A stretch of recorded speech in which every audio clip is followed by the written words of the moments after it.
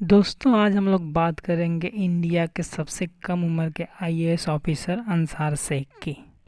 दोस्तों मुसीबतें हर एक इंसान की ज़िंदगी में आती हैं, पर उन मुसीबतों से लड़ के जो उनका सामना करके आगे बढ़ता हुआ ये एक सक्सेस का एग्जाम्पल बनता है। सक्सेस का एग्जाम्पल, सक्सेस की डिफिनीशन कुछ नहीं होती है। जब आप कुछ बड़ा कर लेते हैं, कुछ अच्छा कर लेते हैं, आप खुद सक्सेस का एग्जाम्पल बन जाते हैं। ये जब मैं फोर्थ में पढ़ रहे थे तो इनके पिताजी को किसी ने बोला कि उसको पढ़ा क्यों रहे हो, कहाँ गवर्नमेंट जॉब इस समय मिल रही है, कुछ नहीं होगा, कहीं काम पे लगाओ। तो इनके पिताजी चले गए स्कूल में और इनका नाम कटवा के काम करवाने के लिए चले गए। तो जब ये स्कूल में गए तो इनके टीचर एक पुरुषोत्तम पडुलकर थे, जिन्होंने बताया कि ये पढ़ने में बहुत अच्छा है, इसे पढ़ाओ। तो फिर उसके बाद उन्होंने उनको पढ़ाया। फिर उसके बाद क्या हुआ, हिस्ट्री हैज बीन क्रिएटेड। दोस्तों सोचिए, जो लड़का अपनी पढ़ाई का खर्च उठाने के लिए सुबह 8 से रात के 11 बजे तक वेटर का काम करता है, पोछा लगाता है, बर्तन साफ करता है, और उस जिसका छोटा भाई पैसे कमा के दे रहा है, वो पढ़ाई करे, और आज वह इंडिया का सबसे कम उम्र का आईएएस ऑफिसर है। तो दोस्तों किस्मत कहीं और से नहीं बन के आती है, हमें खुद बनानी पड़ती है, अपने हाथों अपनी किस्मत को लिखनी पड़ती है।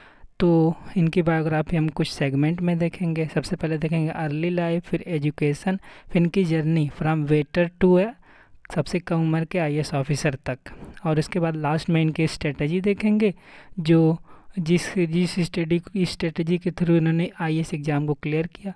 उसके बाद तो वीडियो में अंत तक बने रहिए, क्योंकि मज़ा बहुत आएगा। बहुत ही मोटिवेटिंग लेक्चर है ये। तो अगर आपने चैनल को अभी तक सब्सक्राइब नहीं किया है तो क्या कर रहे हैं, सब्सक्राइब करिए जल्दी, और बेल आइकन को प्रेस कर लीजिए, क्योंकि बायोग्राफी और ज्ञान से रिलेटेड वीडियोज आपको यहाँ। तो नमस्कार दोस्तों, मैं हूँ आकाश कुमार, द ज्ञान वाला में स्वागत है आपका। तो दोस्तों बात कुछ ऐसी है कि महाराष्ट्र के जलना डिस्ट्रिक्ट के सलगांव विलेज में 1 जून 1995 को पिता अहमद शेख और माता जामत शेख के घर में एक बेटा पैदा हुआ, जो ये बचपन से ही ठान के आए थे कि कितनी भी मुसीबतें आ जाएं, कितनी भी मुश्किलें आ जाएं, इनका कुछ नहीं बिगाड़ सकती, और ये जो इनको चाहिए वो पा के रहेंगे। इनके पिताजी के पास 3 बीवियाँ थीं, और ये ऑटो रिक्शा ड्राइवर थे, और इनकी माता जो अजामत शेख थी, ये इनकी दूसरी बीवी थी। घर की स्थिति बहुत ख़राब थी, इतनी ख़राब थी उस पे से इनके पिताजी जो थे वो शराब पिया करते थे। और इनकी 2 बहनें थीं, उनकी शादी बहुत कम एज में हो गई घर की स्थिति ख़राब होने की वजह से। इनके पास एक घर था, जो बीपीएल फैमिली वाला जो घर मिलता है जो गवर्नमेंट के द्वारा, वही घर था, इसी में लोग रहते थे।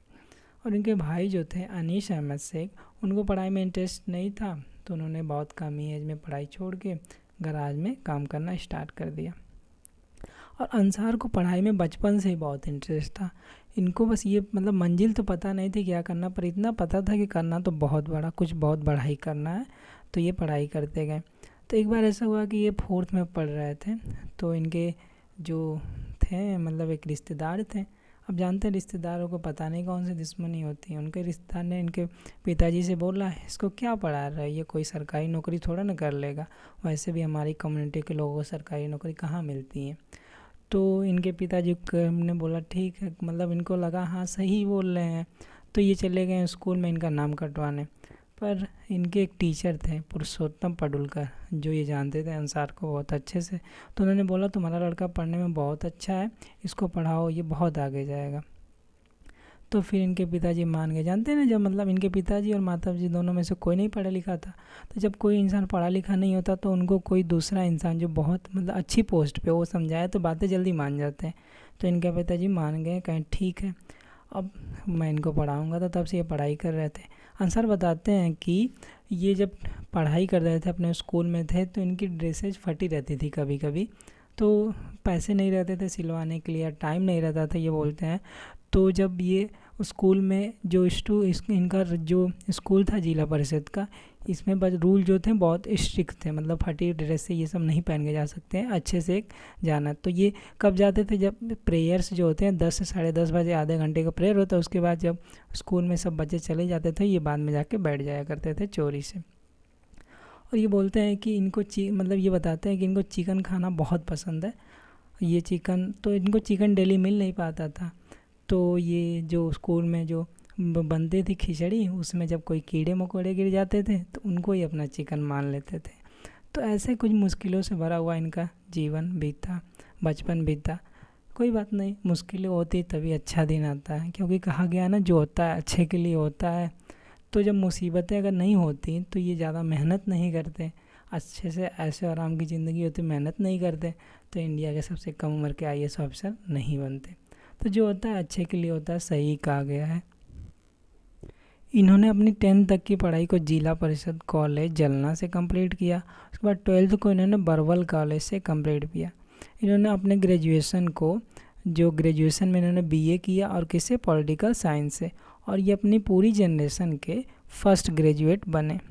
ठीक है दोस्तों, जब ये 10th में पढ़ रहे थे तो इनके 91% मार्क आए थे, और जो संस्कृत सब्जेक्ट थी उसमें इनको 100 आउट ऑफ 100 आए थे। तो इनके पिताजी को इनको स्कूल पे बुलाया गया और बताया गया कि आपके बेटे के इतने नंबर आए हैं, 100 आउट ऑफ 100। तो इनके पिताजी बहुत खुश हुए उस समय, और ये बोले कि अब मेरा बेटा जो करना चाहे, जितना पढ़ना चाहे, मैं इसे पढ़ाऊँगा, और अगर अपना खेत भी बेचना पड़ जाए, घर भी बेचना पड़ जाए, तब भी मैं बेच कर इसको पढ़ाऊँगा। तो ऐसे जो हर एक, तो जानते हैं ना, हर एक माता पिता जो होते हैं वो चाहते हैं कि उनका बेटा पढ़े, पर क्या करें, मुसीबतें होती हैं जिसकी वजह से झुकना पड़ जाता है। पर अगर आप कुछ करके दिखाएंगे, कुछ दिखाएंगे, उनका भरोसा दिलाएंगे कि आप कुछ कर सकते हैं, तो आपके साथ हमेशा खड़े रहेंगे। दोस्तों, हमने इनकी स्कूलिंग और बचपन पूरा देख लिया। अब देखते हैं कि इनकी जर्नी एक छोटे से गांव से उठकर निकलकर youngest IAS officer of India ये कैसे बने। तो 9 तक तो इन्होंने पढ़ाई की, तो इनकी मंजिल तो डिसाइड नहीं थी, बस इतना पता था कि बहुत बड़ा, मतलब कुछ बड़ा ही करना है। तो फिर उसके बाद जब ये 10वीं में पढ़ रहे थे, 10th में पढ़ रहे थे, तो गवर्नमेंट की तरफ से एक घरकुल योजना आई थी, जिसमें जो थे लोगों को, जो जिनको मिलती थी, उनको कुछ पैसे गवर्नमेंट की तरफ से मिलते थे घर बनवाने के लिए।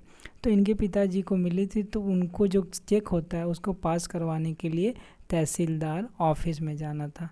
तो ये जब तहसीलदार ऑफिस गए तो वहाँ के तहसीलदार साहब जो थे, एसडीएम साहब, उन्होंने बोला कि अगर आप इस पैसे का मुझे 10% दे देंगे तो मैं आपका चेक बहुत जल्दी पास करवा दूँगा। अब वो क्या करें, देना ही था। तो उन्होंने उस समय 30,000 रुपये जो आते थे उसका 3,000 रुपये उन्होंने दिया था। तो ये इनको पता चला, तो इन्होंने कहा कि जो करप्शन है, जो घूसखोरी जो कुछ है, वो मिडिल क्लास, जो लोअर क्लास, इनको ज़्यादा ही झेलना पड़ता है। तब से इन्होंने ठाना कि ये ऑफिसर बनेंगे और इसको दूर करेंगे।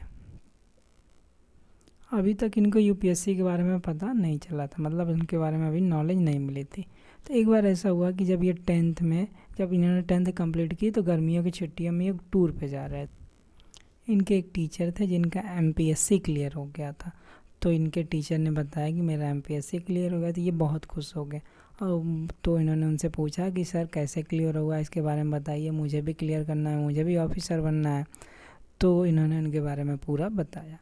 फिर उसके बाद जब ये कॉलेज में थे तो इनके एक टीचर थे, वो एमपीएससी के बारे में बता रहे थे कुछ, मतलब ये इन्होंने उनसे पूछा तो उन्होंने बताया। फिर होता यूपीएससी सीएससी के बारे में उन्होंने अच्छे से बता दिया। तो अब इन्होंने बोला कि जब चूँकि में कुछ खोने के लिए भी नहीं था, तो मैंने सोचा कि सपने देखने में क्या जाता है, तो कोई बड़ा जुआ, मतलब बड़ा गैम्बल खेलें। तो इन्होंने यूपीएससी की प्रिपरेशन करने के लिए कहा कि मैं अब यूपीएससी की प्रिपरेशन करूँगा। अब मंजिल तो मिल गई, बहुत बड़ी मंजिल है, बहुत दूर तक जाना है, मुश्किलें बहुत आएंगी। दोस्तों, जब इनकी 10th की छुट्टियां चल रही थी तो इनको कंप्यूटर का कोर्स करने के लिए कुछ पैसे चाहिए थे, कुछ पैसों की ज़रूरत थी, जो शायद 3,000 रुपये, 2,500-3,000 रुपये थे। तो इन्होंने सोचा कि कहीं काम कर लेते हैं। तो इन्होंने जाकर वेटर का काम किया। वहाँ पे ये सुबह 8 बजे से रात को 11 बजे तक काम करते थे। वहाँ पे जो था बर्तन वर्तन साफ़ करके, ये बेंच वेंच साफ़ करके, फिर रात को मतलब पोछा ओछा लगाना था। तो फिर वहाँ पे वो काम कर रहे थे अपने गांव में। काम करने के बाद मतलब ये हर अपने 10th की छुट्टियों में, 12th की छुट्टियाँ जो थी उनमें, उसमें काम किया। फिर उसके बाद ग्रेजुएशन के फर्स्ट ईयर की छुट्टी में काम किया वेटर का काम। तो एक बार ये कह रहे थे कि एक बार ये काम करके आ रहे थे, तो एक ऑटो रिक्शा ड्राइवर जो थे उन्होंने इनको बुलाया, और मतलब वो मिले, और उन्होंने बोला कि मैं हाथ देखता हूँ, तुम अपना हाथ दिखाओगे। तो उन्होंने कहा नहीं, मुझे इन सब चीज़ों पर विश्वास नहीं हो रहा है। उन्होंने कहा अरे दिखा लो, फ्री में देख रहा हूँ। तो उन्होंने देखा, जो ऑटो रिक्शा वाले थे उन्होंने देखा और बोला कि तुम्हें ग्रेड 1 मतलब आईएएस नहीं मिलेगा, तुम्हें ग्रेड 1 की जॉब नहीं मिलेगी। तो ये बहुत निराश हुए। पर क्या वो कहते हैं ना कि किस्मत तो उनकी भी होती है जिनके पास हाथ नहीं होते हैं। तो इन्होंने कहा कोई बात नहीं, मेहनत तो करेंगे, देखते हैं आगे क्या होता है। तो इन्होंने ग्रेजुएशन के फर्स्ट ईयर में भी काम किया, लेकिन सेकेंड ईयर से लास्ट ईयर तक इन्होंने कोई काम कहीं पे नहीं किया, बस अपनी स्टडी पे फोकस किया, बस अपनी प्रिपरेशन को फोकस किया। पर जो ज़रूरतें इनकी थी, जो पैसे की ज़रूरत थी, इनके भाई, छोटे भाई जो थे, टाइम से इनको पैसे दे दिया करते थे। तो सोचिए, मतलब बड़े भाई होते हैं, ज़्यादातर होता है कि बड़े भाई छोटे भाई को पढ़ा रहा है, पर यहाँ पे छोटा भाई बड़े भाई को पढ़ा रहा है। छोटे भाई को देखिए मतलब कितना उनको इन पे भरोसा था। तो होता है ना, कहीं से रास्ता निकल ही जाता है। फिर उसके बाद इन्होंने अच्छे से प्रिपरेशन की, एग्ज़ाम दिया। उसके बाद रिज़ल्ट जब आने वाला था, जिस दिन रिज़ल्ट आने वाला था, तो उसके मतलब आने वाला था, तो वो वहीं पे जाके साइबर कैफ़े में वहाँ पे बैठे रहे सुबह से लेकर शाम तक। उस दिन नहीं आया। फिर उसके बाद दूसरे दिन जाके वहाँ पे बैठ रहे होते हैं ना, मतलब टेंशन में कि होगा कि क्लियर होगा कि नहीं होगा, आएगा नाम कि नहीं आएगा। तो इनको कुछ अच्छा ही नहीं लग रहा था, पढ़ाई भी नहीं करना कर पा रहे थे, ना खाना अच्छा, कुछ भी नहीं अच्छा लग रहा था। तो दूसरे दिन वहाँ पे वेट करते करते नहीं आया, दोपहर तक वो चले आए। उसके बाद इनके दोस्त ने बताया कि तेरा हो गया है, उन्होंने फ़ोन करके बताया कि तेरा निकल गया है। तो ये बहुत खुश हैं, मतलब ये कह रहे थे भरोसा नहीं हो रहा था इनको कि ऐसा हुआ है। होता है ना, जिस चीज़ के लिए इतना ज़्यादा मतलब वो करते हैं ना, जब वो चीज़ मिलती है ना तो यकीन नहीं होता है। तो ये खुशी में उस समय मतलब अपने पापा को फ़ोन कर रहे थे, तो इनके पापा जी ऑटो रिक्शा चला रहे थे, आवाज़ नहीं जा रही थी, तो वो बोले बाद में फ़ोन करना। तो ये कह रहे क्या है यार, इतनी मुश्किल, मतलब इतनी खुशी है फिर भी मैं बता नहीं पा रहा हूँ। तो फिर उसके बाद इन्होंने अपने दोस्तों को बताया। तो इसी सिचुएशन, मतलब इनकी इतनी स्थिति बहुत ख़राब थी बचपन से ही लेके। तो उस समय ऐसा था कि जिस दिन रिज़ल्ट आया था उनके पास पैसे नहीं थे एकदम। तो उसके बाद इनके दोस्तों को पता था, पर दोस्त भी बहुत अच्छे थे इनके, हमेशा सपोर्ट करते थे। तो एक दोस्त ने कहा चलो कोई बात नहीं, हम लोग पार्टी जाके कहीं नहीं करेंगे, हमारे घर पे ही कर लेते। तो वो जाके दोस्त के घर पे उन्होंने खाना खाया और पार्टी की थी। अब इनके घर में सबको पता चला, सब लोग बहुत खुश। पिताजी को जब पता चला तो इनके पिताजी से पूछा जा रहा था कि तुम्हारा बेटा क्या बना है, मतलब आपका बेटा कौन सी जॉब में क्या है। तो वो कह रहे हैं मुझे कुछ नहीं पता, बस मुझे इतना पता है कि मेरा बेटा अफसर बन गया है। तो बहुत खुशी होती है गांव में, जानते हैं ना, अफसर का नाम हम बता देते हैं कि अफसर बन गया है। तो मतलब पता नहीं ऐसी फीलिंग आती सबके अंदर कि अफसर बन गया है। दोस्तों सोचिए, एक पिता जो कभी जिनको कभी ये बोला गया था कि इसको क्या पढ़ा रहे हो, क्या हमारी कम्युनिटी में एक माइनॉरिटी हम लोग, हमको जॉब नहीं मिलती है। आज उन्हीं का लड़का माइनॉरिटी कम्युनिटी से होके कलेक्टर बन गया और youngest IAS officer of India बन गए। तो ये सब बस उनकी डेडिकेशन और हार्ड एंड स्मार्ट कमाल है। दोस्तों लास्ट में हम लोग इनकी स्ट्रेटजी देखेंगे कि किस स्ट्रेटजी के थ्रू उन्होंने इस एग्ज़ाम को क्लियर किया था। क्योंकि बिना प्रॉपर प्लानिंग के, बिना प्लानिंग के आप इस एग्ज़ाम को नहीं क्लियर कर सकते। इसमें घुसने से पहले आपको इसके बारे में पूरी प्लानिंग करनी पड़ेगी कि कैसे, किस हिसाब से आप पढ़ाई करेंगे। इन्होंने ग्रेजुएशन के सेकेंड ईयर से अपनी प्रिपरेशन स्टार्ट की थी। कब से? 2013 जुलाई से स्टार्ट की थी, जो 2016 मई तक चली थी। इन्होंने जो इनका ऑप्शनल था, जो वो पॉलिटिकल साइंस था, इन्होंने अपने ऑप्शनल को 6 मंथ दिए थे। उसके बाद जो जीएस के जो 7 पेपर होते हैं एसए को छोड़ के, उसको इन्होंने 6 मंथ दिए थे। ठीक है। उसके बाद इन्होंने 3 मंथ जो थे अपने रिवीजन को दिए थे, जो अभी तक पढ़ा था उसको दिए थे। उसके बाद मेंस जो था, जो बच्चे जो पोर्शन थे मेंस के, उसको उन्होंने इसी में इंक्लूड किया था। 3 मंथ में रिवीजन और मेंस के बचे पोर्शन। उसके बाद इन्होंने प्री के लिए 9th मंथ रखे थे, 9 महीने तक इन्होंने प्री की प्रिपरेशन की थी। उसके बाद जो 100 डेज थे उन्होंने मेंस राइटिंग पे फोकस किया था, 100 डेज, क्योंकि इसके पहले इन्होंने तो मेंस राइटिंग नहीं की थी। उसके बाद इन्होंने मेंस राइटिंग पे फोकस किया 100 डेज। उसके बाद जो 100 डेज राइटिंग के बाद जब इन्होंने वो एग्ज़ाम दिया मेंस का, क्लियर हो गया, तो उसके बाद इंटरव्यू के लिए इन्होंने 40 डेज दिए थे। अब इनसे पूछा जाता है कि आप इस एग्ज़ाम को इतना जल्दी क्लियर कैसे कर लिए, तो ये बताते हैं कि मुझे पहले ही मतलब बहुत जल्दी ये पता चल गया था कि एग्ज़ाम है क्या ये और इसमें पूछा क्या जाता है। तो जब तक आप इस एग्ज़ाम के बारे में नहीं जान लेते और इसमें क्या पूछा जाता है, तब तक आप इस एग्ज़ाम को क्लियर नहीं कर सकते। क्योंकि बाबर जो था उसकी सक्सेस का कारण क्या था, वो कहीं भी युद्ध लड़ने जाना होता था उसे तो सबसे पहले उसके बारे में जाके उसको बारे में पूरा जानता था, उसका पूरा मुआयना करता था, तभी वो जीत पाता था। और लास्ट में क्या एक शेर है जो ये हमेशा सुनाते रहते हैं, उसको मैं बताना चाहता हूँ। ये कहते हैं कि हाथों की लकीरों पे मत जाए ए गालिब, किस्मत तो उनके भी होते हैं जिनके हाथ नहीं होते। तो उम्मीद है कि लेक्चर आपको अच्छा लगा होगा।